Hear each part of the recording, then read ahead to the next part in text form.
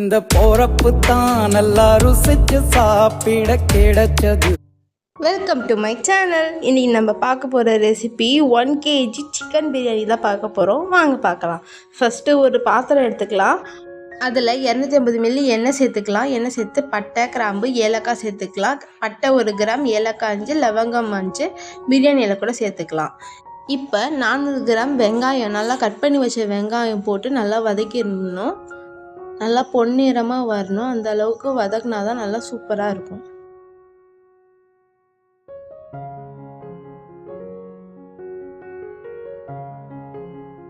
பாருங்கள், நல்லா வதங்கிருச்சு.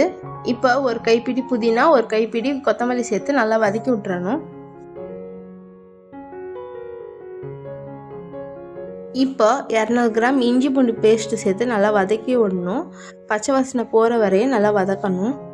இஞ்சி பூண்டு பேஸ்ட் எப்படி அரைக்கணும்னா 100 கிராம் இஞ்சி, 100 கிராம் பூண்டு சேர்த்து நல்லா அரைச்சி வச்சுக்கோங்க.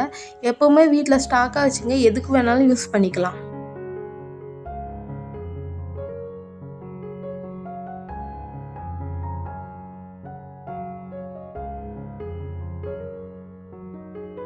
இப்போ 5 பச்சை மிளகாய் சேர்க்கணும். பச்சை மிளகாய் சேர்த்தா நல்லா ஸ்மெல் வரும், சூப்பராக இருக்கும். நெக்ஸ்ட்டு 1.5 ஸ்பூன் சில்லி பவுடர் சேர்த்து நல்லா மிக்ஸ் பண்ணி விட்டுறணும். இந்த ரெசிபியோட ஃபுல் டீட்டெயில் நான் டிஸ்கிரிப்ஷனில் ஆட் பண்ணுறேன், பார்த்து தெரிஞ்சுக்கோங்க.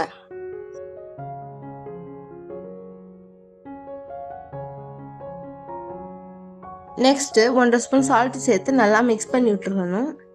இப்போ நான் 400 கிராம் தக்காளி அரைச்சி வச்சுருக்கேன். அந்த தக்காளியை அப்படியே சேர்த்துக்கணும். தக்காளியை இப்படி அரைச்சி சேர்த்து பாருங்கள், அவ்வளோ டேஸ்ட்டாக இருக்கும் பிரியாணி. பிரியாணிக்கு அஜினமோட்டோவே தேவையில்லை. முக்கால்வாசி பேர் அஜினமோட்டோ சேர்ப்பாங்க, ஆனால் நாங்கள் அஜினமோட்டோவே யூஸ் பண்ணாமல் செய்வோம். அவ்வளோ டேஸ்ட்டாக இருக்கும்.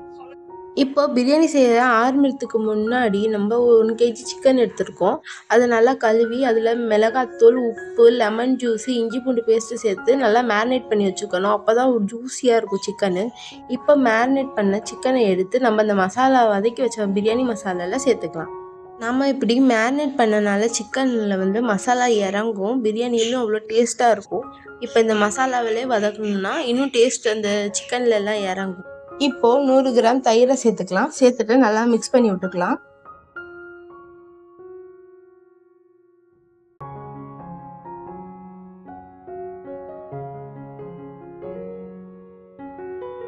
இப்போ 1 kg பிரியாணிக்கு நம்ம 800 ml தண்ணி சேர்த்து நல்லா மிக்ஸ் பண்ணிக்கணும்.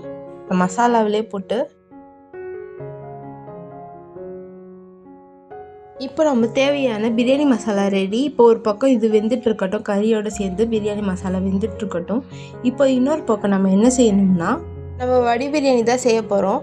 இப்போ 1 கிலோ அரிசிக்கு 2 லிட்டர் தண்ணி, 2 டேபிள் ஸ்பூன் சால்ட்டு போட்டு 3 நிமிஷம் மட்டும் வேக வச்சா போதும். அரை வேக்காடாகவே இருக்கணும். இப்போ நம்ம செஞ்சு வச்ச பிரியாணி மசாலாவில் லெமன் ஜூஸ் சேர்த்துக்கலாம். 1 லெமன் ஜூஸ் எடுத்துருக்கேன். அது சேர்த்து நல்லா மிக்ஸ் பண்ணி விட்டுக்கணும். இப்போ நம்ம ரைஸு வேக வச்சு வடித்து எடுத்துருக்கோம். அந்த வடித்த ரைஸை நம்ம சேர்த்துக்கலாம். கொஞ்சம் கூட தண்ணி இல்லாமல் நல்லா ஃபில்ட்ரு பண்ணி எடுத்துக்கணும். சேர்த்துட்டு இப்போ மிக்ஸ் பண்ணி விட்டுறலாம். ஜென்டிலாக மிக்ஸ் பண்ணணும், இல்லைன்னா அரிசி உடஞ்சிரும். பாருங்கள், இந்த மாதிரி நான் மிக்ஸ் பண்ணுறேன் பார்த்தீங்களா, அதேமாரி லைட்டாக மிக்ஸ் பண்ணணும். நான் ஜீரக சம்பா ரைஸ் தான் எடுத்திருக்கேன், அதில் தான் இப்போ செஞ்சிட்ருக்கேன். இப்படி வடி பிரியாணி செஞ்சால் அரிசி தனித்தனியாக இருக்கும், அவ்வளோ சூப்பராக இருக்கும் சாப்பிட. அதனால தான் நாங்கள் வடி பிரியாணி செய்வோம். இது பாய் வீட்டு ஸ்டைலு, செம்மையாக இருக்கும். இப்போ இது வெந்துட்டுருக்கு. அரிசியே பாதி தானே வெந்துச்சு, இன்னும் பாதி வேகணும், அதனால வெந்துட்டுருக்கு. இப்போ நம்ம பிரியாணி ரெடி. இப்போ தம் போட்டுடலாம். ஏதாச்சும் அடிகனமான தவாவோ இல்லைன்னா ஏதாவது தட்டோ கீழே வச்சு அது மேலே பிரியாணி வச்சு அது மேலே நம்ம வடிகட்டின அந்த தண்ணி இருக்குது பார்த்திங்களா, அதை வச்சுருங்க. தம் ஆயிடுச்சு. பாருங்கள், அப்பா ஸ்மெல்லே அள்ளுது. பாருங்கள் எவ்வளோ சூப்பராக இருக்கும் பாருங்கள், செம்ம டேஸ்ட்டாக இருக்கும். கண்டிப்பாக வீட்டில் எல்லோரும் ட்ரை பண்ணி பாருங்கள்.